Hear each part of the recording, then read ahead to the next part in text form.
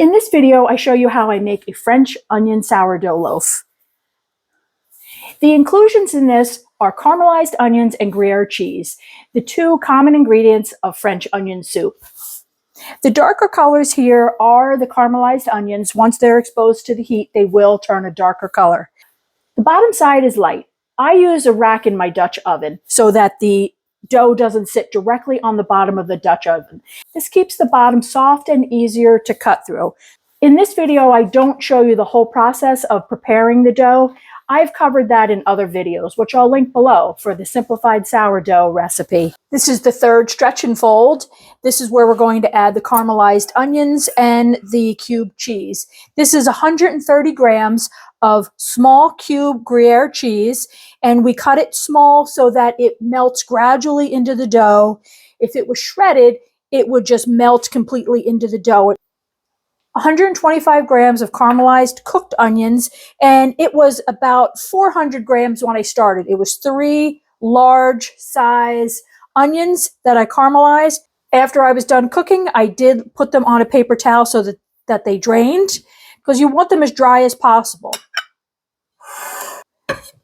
And instead of a simple stretch and folds, I am going to stretch this out on the surface and add the onions into the dough here, because I want to get good coverage. So I'm opening it out almost as if I was doing the pre-shape. I'm going to spread the onions. And the reason why you do it during the stretch and fold is because I'm going to have another opportunity to do stretch and fold, one or two more, depending on how the dough seems. And I want the onions to get mixed into the dough instead of simply being in the center portion. We're trying to create an onion, a little bit of onion in each bite throughout the bread loaf. So we're spreading this out. You don't have to be too fussy, because we are going to mix it in the next round. And then adding the cheese. Adding the cheese chunks. The cheese chunks do poke through as you're doing the stretch and folds, and that is perfectly fine. Check out my other video where I do bacon and cheddar, and I do it a little different. But in this case, with the onions, it's nice to get the onions to the inside. So I'm simply just doing a roll. It's almost like a pre-shape. And that's simply it. I'm just going to give it a little bit of tension. It's going to sit in the bowl. We'll do one more stretch and fold, and then it'll do bulk fermentation. This is the stretch and fold. I'm just lifting it and letting the dough fall onto itself. That wasn't very clear because it was stuck on the side.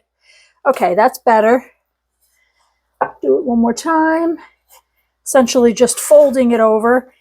I can see that the cheese chunks are getting mixed throughout. Same with the onion. There might be some pockets of onion. I'm not going to worry about the onion poking through or the cheese chunks. When I do the final shaping, we'll try to get that back in the dough, and I'll stuff them in for now. Cover it, get the onion tucked in. So ideally, you don't want the onion on the outside. You want it locked in. So for right now, we're going to let this bulk ferment. And then when we do the final shaping, we'll get that all tucked inside. Here's the dough after the bulk fermentation. So I'm going to do a pre-shape. I like to just loosen up the sides and allow it to come out of the bowl on its own.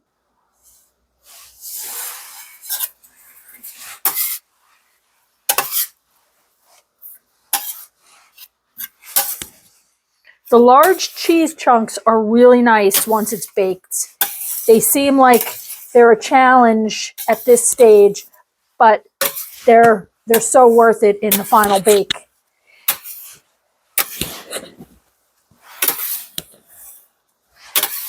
So this would be the outer, this would be the top of the bread. I want all the onions to be within the dough on this side. Let this sit for a little bit until we do the final shape. I'll cover it and let it rest for a little bit. The dough has rested, so I'm going to do the final shaping. Feels nice. I'm going to flip it over. I have my banneton prepared with the rice flour. This is the underside of the baked loaf. I'm going to stretch it out. Stretch it out.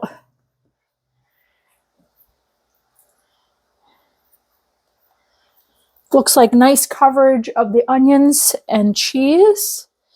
I'm going to fold it in as you would do a normal loaf. Roll it up.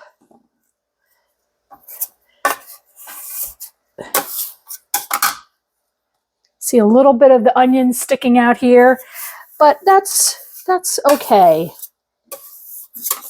Pinch the ends in. Like to poke those cheese pieces in. This is the top side for baking.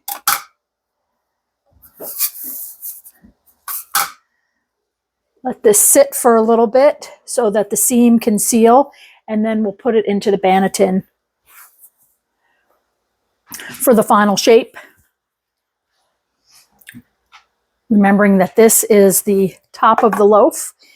So I'm going to scoop this up, put it into the banneton. This is the bottom of the loaf. I like to just tighten it. I'm not going to worry about these cheese chunks. Those will just be on the bottom. I was trying to avoid having too much onion on the outside, but you can't control everything when you're doing inclusions on the dough, I have learned. So I will simply just tighten this up. This will proof now for about another 45 minutes until it softens up, and then it'll go in the refrigerator overnight. I do like to round up the ends so that it is a nice shape when it bakes. I am not going to show you the next part because I cover that in my other videos, from simplified sourdough to other loaves that I've baked, which I will link in the description below. So until tomorrow, this will ferment for a little bit at room temperature, and then it goes in the refrigerator overnight. So let's cut into this and see how it looks. I typically use 2 knives, a serrated to get through the crusty crumb, and sometimes a straight knife to cut through the crumb without tearing it. Has a lovely crunch, and it cuts easily through the bottom, which I love. That is beautiful. You can see the onions. Let me get a little closer. The onions and the cheese pockets. The cheese creates a beautiful texture. Look, it's delightfully soft. This illustrates that this is why you go with the cheese chunks, so that when it bakes, you still have pockets of cheese. If you use the shredded, you could see that it would be melted away. Very nice. Take a look at the bread up close. It is beautiful and it is delicious. So give some interesting inclusions a try in your next sourdough loaf. Thanks for watching. Please like and subscribe. Check out my In the Kitchen playlist where I do other sourdough recipes and other things that happen here in the kitchen.